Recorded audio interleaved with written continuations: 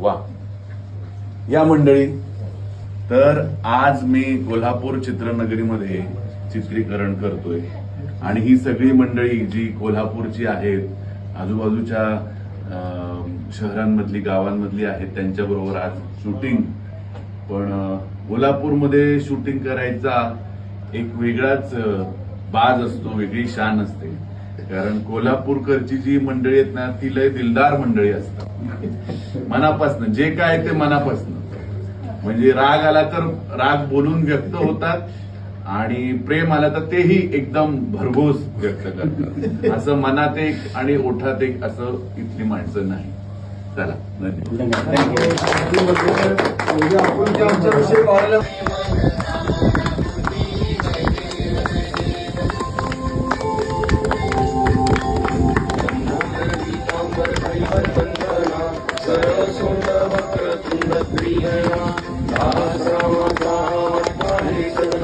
संकटी पावावी निर्वाणी अक्षावी